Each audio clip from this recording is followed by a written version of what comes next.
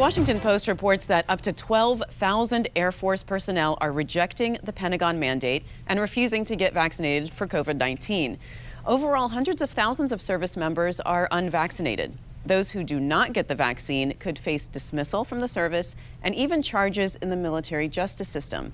Katherine Kuzminski is a senior fellow and director of the Military Veterans and Society program at the Center for a New American Security. Kate, welcome to the program. Thank you for having me. Vaccination rates vary among the services, but the first deadline is the Air Force. And as I mentioned, the Washington Post is saying that it's 12,000 are not going to meet the deadline. So what happens now?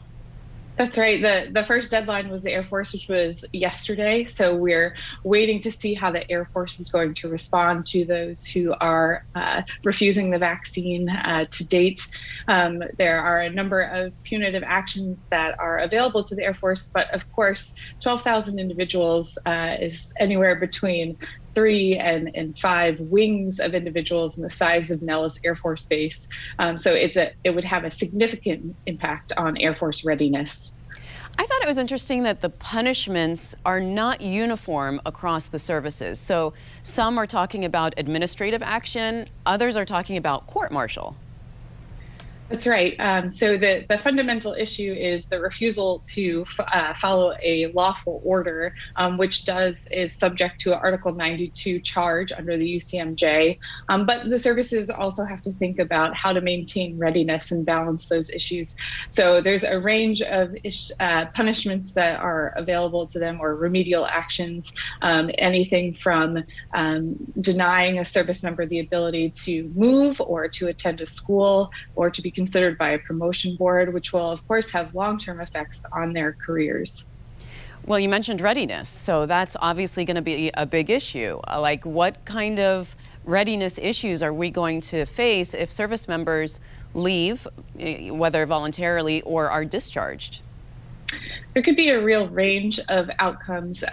We don't know which military occupational specialties or bases or ranks are refusing the vaccine at this point. If it's equally distributed across the force, that has one type of outcome. But if it's also, if it's located within certain segments or certain occupational specialties, it could have real impact. So, for example, if it's among pilots or air maintainers in the Air Force, it would have a really significant outcome on military readiness.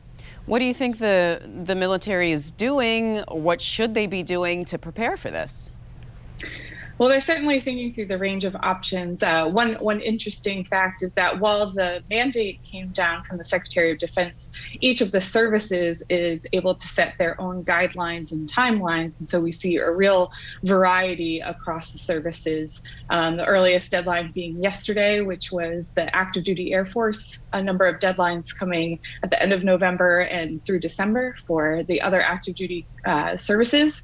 And the latest deadline being the Army, Reserve, and National Guard deadline, which isn't until next June 30th. I was going to ask you about that. I find that surprising. June 30th to get vaccinated, that's a long time. It is. And from the Army's perspective, the Army is the largest service and has the largest reserve component. It's the most distributed across the country. And so it gives them the time to fully access everyone within the Army, Guard, and Reserve. But of course, that deadline is nearly 8 months away at this point. So let's talk through some scenarios. Let's say that, somebody gets to the point where it's, okay, you've passed the deadline, you're unvaccinated. Could military leaders decide, you know what, we're going to let it slide, we'll give you longer, we'll give you an exemption? How does that work? And what kind of impact is that going to have, given that, frankly, they get vaccinated for all kinds of other things? That's right. Military service members receive upwards of 17 vaccinations regularly as they enter the service and through their time in service. The services can really have a range of options available to them. All eyes are on the Air Force right now to see if that grace period is extended or how they're going to move forward. within the Air Force, we'll see in the next couple of weeks how swiftly they act. One area we'll be looking for is how they treat individuals who waited until the last minute to receive their first dose. So they're not complying with the mandate, but they are indicating their intent to be fully vaccinated, and how the Air Force will handle that and the other services as these deadlines roll out. Finally, Kate, I wonder if we've seen any drop in recruitment and even retention. So are people saying, you know what, I was going to join the military, but because of this vaccine mandate, I'm not going to do it? There is the possibility that will affect recruitment. However, the services have a lot more control over new recruit requirements than they do on retaining those who are already in. We saw that the Air Force already has turned away 40 recruits who refused to get the vaccine. And the fact that they aren't currently on active duty fulfilling specific roles makes it easier for the Air Force to cut them. But certainly, if you have individuals with vast experience and specific skill sets that the Air Force needs, it's a bit more complicated from the Air Force perspective. All right. Well, Kate, we'll certainly watch this as more deadlines start rolling in, but thank you so much for joining us. Thank you, Mimi.